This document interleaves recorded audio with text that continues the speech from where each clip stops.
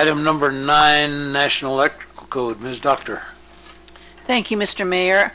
I move that ordinance 2008-013, acceptance of the 2008 National Electrical Code as amended, be approved. Second.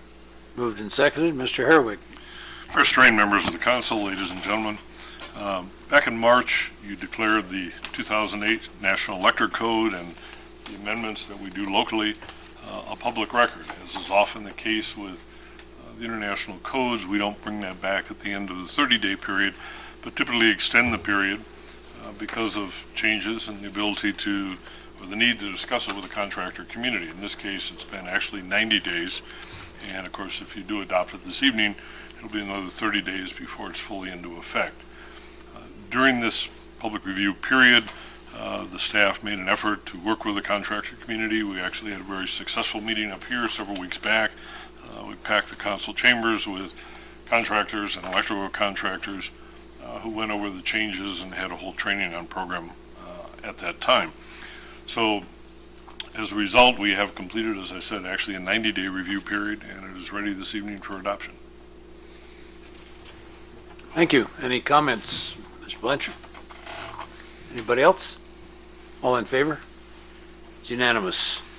Item number 10, Ms. Husking. Mr. Mayor, move the resolution 2008-084, development agreement with Pepsi-Cola Bottling Company, be approved. Second. Moved and seconded. Mr. Herwig. Restrained members of the council, ladies and gentlemen, this is a development agreement for the Pepsi-Cola bottling facility. It's located here at North Avenue and Cayatan, West Cayatan. It's at the northeast corner. It's been there for many years, if you know that side of town. And they're proposing at this point to remove a long-time small building here and replace it with a much-needed warehouse that they need for their business operation. This kicked in, of course, as a site plan requirement, and as a result, during the review of that, it was determined, of course, they would need to make improvements, infrastructure improvements along North Avenue here, the sidewalk and the other, widening the pavement and so forth, and then landscaping in that particular area. When he reviewed this particular project, the city engineer determined that it didn't make sense to do that at this point because eventually this portion of North Avenue will be developed with the Eddie Sear Park, which is located here to the north. And so the development agreement before you this evening would defer these improvements until such time as this stretch of North Avenue is actually approved, and then through a bond that Pepsi-Cola would put in, this portion of improvements could be completed. In exchange for this deferral, Pepsi has agreed to take out all the landscaping that they had along Cayatan for many years, put that back in accordance with the code, and to remove this curb cut and actually just have the single curb cut here. And then at a future date, of course, this portion of improvements would be completed. Mr. Detleve is here this evening, and he represents Pepsi on this. And if you have any questions, I'm sure he can answer them. Any comments or questions from council? All in favor? It's approved unanimously. Item number 11, Mr. Mueller. Thank you, Mr. Mayor. I move the resolution 2008-085 supporting Cochise County in obtaining the Planning Assistance for Rural Areas Program grant be approved. Second. Moved and seconded. Mr. Herwig. Restrained members of the council, ladies and gentlemen, this is it's a neat project in that it combines the two jurisdictions, the city and the county. And at this point, the county is applying for what's called a PAIR grant, which is the Planning Assistance for Rural Areas, which is an ADOT grant. They're actually asking for a grant in the amount of $150,000. And if the grant is received, what it will do is the county will actually be able to purchase QRS2, which is the traffic planning model that cities has used for many years. The consultant that would be hired under this would actually then import the data into the county portion, update the QRS2 package that the city has used for many years, and then provide training for the staff for both of the jurisdictions to operate this in the future. This would really be the first time that the city and county would have the same traffic software, same traffic modeling software, and we think it would really make sense for both of these to be sort of on the same page. So it's a great project for the two to work together on this, and the resolution this evening supports the county's application. Any comments or questions? Ms. Husky? Yes, I just wondered if you might be a little more clear about what a traffic modeling program is?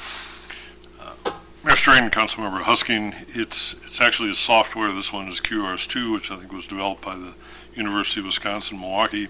It's a traffic modeling system that basically puts in existing traffic counts, all of the land uses and proposed land uses. In this case, it'll go out into the county, zoning and so forth, to project future development, future densities for residential and commercial development. And then based on that, it can project future traffic loading for certain streets so that we can make a determination if this needs to be a collector or an arterial, and can really plan out future traffic needs and the infrastructure that goes with it.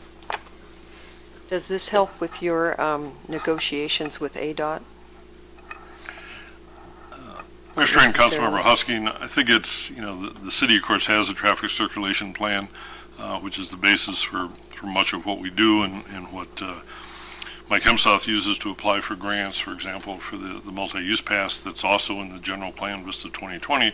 But this is a piece of that, so that when we do go to ADOT to apply for grants, we can show that it's based on some solid planning and based on the software system, as opposed to we just kind of pulled the numbers out of the air. Thank you. This particular item then acknowledges, council acknowledges that the city is going to be working with the county to obtain the grant for the software for our planning together. That's correct. Yeah. Correct. Okay. Okay, all in favor? It's unanimous. Item number 12, Mr. Reardon. Thank you, Mr. Mayor. I move that Resolution 2008-086, School District Lease Agreement, be approved. Second. Moved and seconded. Mr. Stark. Mr. Mayor, members of the council, we've had in place a lease with the agreement with the Sierra Vista School District to use each other's facilities for quite some time. The present lease has expired, and this is a simple housekeeping matter for gaining your approval.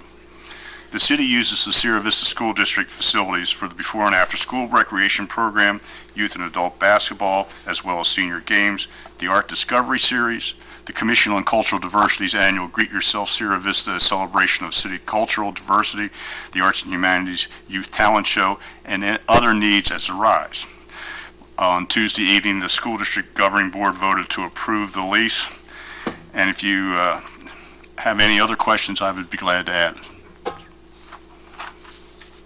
You mentioned all the things that the city uses school facilities for. You want to mention the flip side of that? Yes, sir. The school district uses city facilities, primarily the Cove, for the swim team to practice and hold their home meets. They use several of the ball fields for interscholastic activities and their league play. Okay. Comments, questions? All in favor? It's unanimous. Thank you, Mr. Stark. Thank you.